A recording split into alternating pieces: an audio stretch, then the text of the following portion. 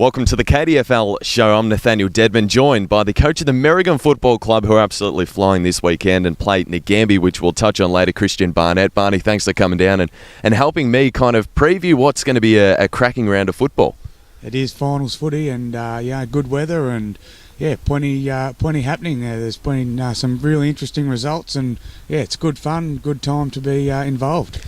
There has been some great results so far in the KDFL, and we're going to touch on those now as we move into the second week of finals. The first one is Lancaster defeating Stanhope by 12 points in a little bit of an upset given the ladder positions and the fact that it wasn't so close. The Murray Football League is jam-packed, but in the KD there were quite a few games difference between these guys.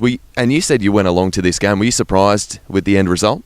Yeah, we played Lancaster in the last round and got over the line by 1 point. So, it was very interesting to see the game and see it unfold because they were behind the 8 ball all the way to the last quarter. And my pick was Lancaster, and I thought they were fantastic. And Stanhope with a little bit depleted with a couple of injuries, but come finals footy, there's no excuses, and they got over the line by 12 points in an absolute fantastic game of football. And it just shows you how it can happen. Third versus sixth, and all of a sudden, the controversy with the top six this year, which is the second year it's been in the KDFL, everyone's questioning if we should have the top six, and look at that, six beats third, and they're playing off to play into a prelim. So after this week's game against Merch. Now, a Barnett of a different variety slotted 7 goals, and it is interesting to note that Stanhope actually led at all the changes, but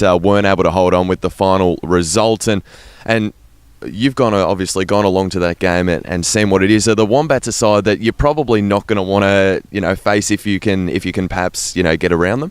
It's going to be an interesting game for them on this Sunday because Heath is in absolute fantastic form, best I've seen him in a couple of years. And then you've got Murchison with probably a couple of little niggly injuries and maybe a report to come out of the game. So it's going to be a huge game, and I reckon Murchison are going to have to be really on their toes because they are in good form, Lancaster. There's no doubt about it. Well, the second game last weekend, Murchison disposed of Avenel by 33 points. And looking at my notes here, Merch trailed early, but they had a 59-point second term to just blow the game wide open and really put it beyond a doubt. And no discredit to Avenel, they're obviously a fantastic side, but to give up 59 points in the second quarter, I mean, you as a head coach can just say that that's just, you can't get back from that. Not in finals. Finals is so hard. Once you give away, give away too much of a gap, it's so much harder to get back, and the intensity in the games are always higher. And very interesting result. I thought Murchison would get over the line, but 33 points. It's going to be a juggle. I'd really nearly, if Lancaster had pulled up well, I'd nearly pick Lancaster to beat them this Sunday because, just the form they're in. Murchison had a couple of weeks off and they've got, good players back, but, hard grounds, everyone's, that extra few games that Lancaster have may be the difference. But, look, ripper game. I'd love to go and see it, so it'll be good. It'd be fantastic. The sides have actually met once already during the season, so Lancaster in good form, taking that previous encounter by 34 points, so they can take a lot of confidence into this game. Who are some of the key players for Murchison? Obviously, being the reigning premiers, they've tried to keep as much of that core group together. Who do you think is going to have to stand up for those guys?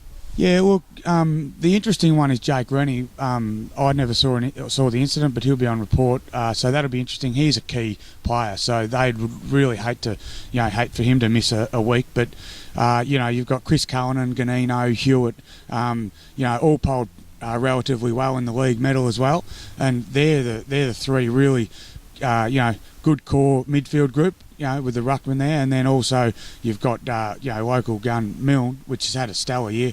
I'm surprised he didn't poll as well as the others because he's had a ripper year. And then Shane Kay can be also pretty dangerous off a back flank. So they've got a pretty well-rounded side and all good even contributors. So they'll need to stand up and really set themselves up just to try and hold Lancaster because they've made the late run a couple of times against us in the last round. We were in front most of the game, and then they came home pretty hard, and then they did that again against Stanhope. Just really opened the game up that last quarter, and it was hard for them to stop. Now, we've already touched on Barnett, who's in ripping form heading into this game for Lancaster, but beyond him, who else as an opposition coach do you have to be wary of? In the Lancaster side, when I watched last week and when we played them, Danny Clark really opened them up off a back flank. When the games are tight, he'll go back and be, another guy to stop the ball coming in cleanly, get in front of the forward opponent. And then when the game starts to open up, he zones off and moves out to the flanks and really creates. And he's dangerous. And he really sets up off the back flank, which helps the Lancaster side, but also Davies, like through the midfield for a young bloke, 18-year-old. He's about 6'2", and geez, he can move and he can use the ball really well. So he's another one you've got to keep an eye on because he can get away from you pretty quick. So no, you can't go past the coach. Don't know if he's going to retire this year, but that Burnett, he seems to get plenty of footy. So you've got to be wary of him as well. So they've still got a good solid side, and the form just that's what I'll be putting my money on. I think the form, and they've been fantastic. Definitely peaking at the right time, and the winner of that going to play the loser of your game, which is between the top two sides, both finishing the regular season on 72 points in yourself, Merrigum, and Nagambie as well. How have Nagambie been and their numbers-wise? Because I know they've had to forfeit a couple of reserves games, but looking at their senior list, they just seem to be a fantastic side. Yeah, very tough opponent, Nagambie.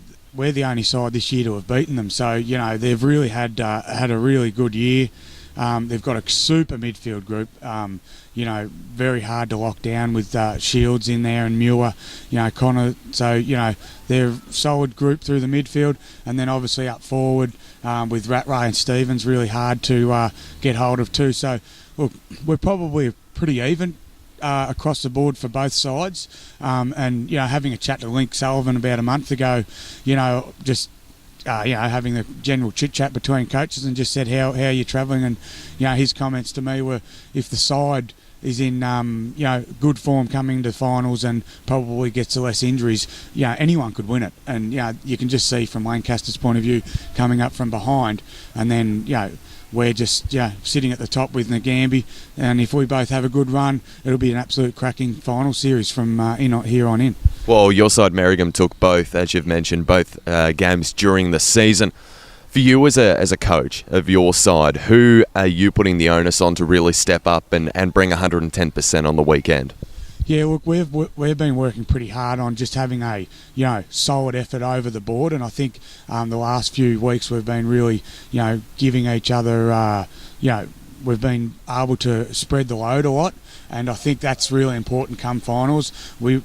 You can't just rely on one or two players, and I think coming into this week we've got a really fit list, much better than we had last year. And look, I'm excited. It's really good. The confidence is up in the group, and we've been playing some pretty good footy. And the Rushworth ground, I reckon, will suit us a lot better as well. The way we play our footy. So look, we'll try and play the ground a little bit and see where we end up. And as an opposition coach, who have you paid any extra attention to any of the players from Nagambie? Yeah, you've always got to pay attention to, especially the other top side. And look, Shields is one you can't let get out. But obviously you've got Rattray and Stevens up forward that really can damage you if you let them get on top of you. Our midfield group will be working pretty hard all day to try and curb theirs a little bit, and then obviously we've got a solid back line, and if we can manage to hold their forwards to a minimum, I think we'll be in a position at the end of the game where we could probably win. But look, it's one of those games. It could be a 1 or a 2 goal game, if that. So it's going to be really interesting come the final siren. Hopefully, Merrigum haven't been in the grand final for a long time. So it is a good opportunity to get straight in just off one game. So we'd be pretty keen to take that opportunity if we could. It really is a coin flip game, and I'm not going to ask you for a tip because I know which way you're going to put your bias, but.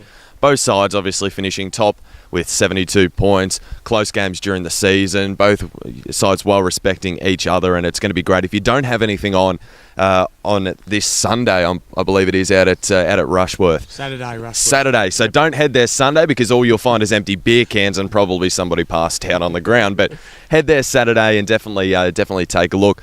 Barney, good luck, and hopefully you guys can get through to a grand final for the first time in a long while. And I know that you're going to do a fantastic job. And thanks for coming out this morning. No worries. Thanks very much, guys. Always good to have a coach come out and share their thoughts on the KDFL Round 2 of the finals. It's going to be an absolute cracker. You don't want to miss either of those games. This has been Nathaniel Deadman for the KDFL.